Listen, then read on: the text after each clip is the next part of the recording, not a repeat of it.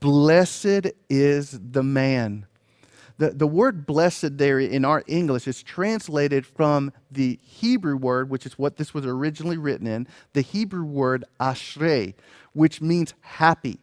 So the more technical, the more literal translation of that verse is happy is the man. Happy is the person who does not go to these other streams, these bad, negative, wrong streams. Happy is the person who drinks of the streams of God's water.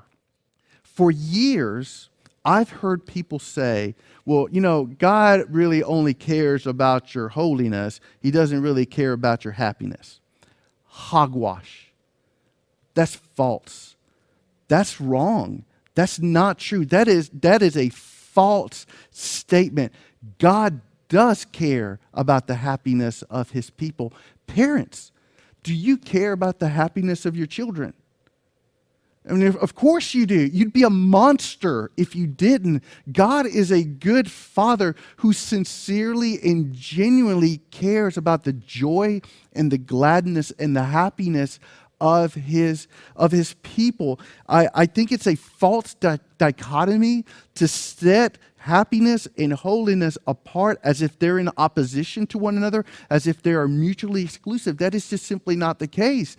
Happiness and holiness actually go together. They go together. It says in verses 1 and 2, happy is the person who does not walk in wickedness, who does not walk in sin, who does not walk in scoffing. Instead, they delight in God's word. They delight in what God says and they carry it out. So right there you see it, that there's a connection between holiness and happiness. Let me ask it this way.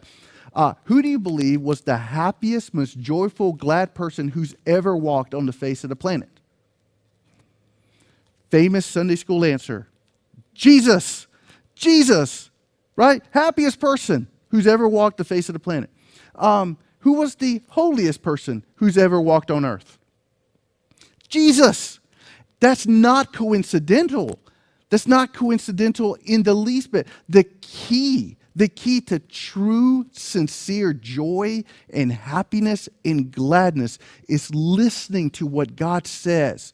It's actually like delighting in what God says and following what it is that God says. So if you want to thrive in this world, not just survive even, but thrive in this world, plant yourself in the streams of God's water, and those streams will then do this incredible work of bringing joy to you as you listen and as you carry out what God says.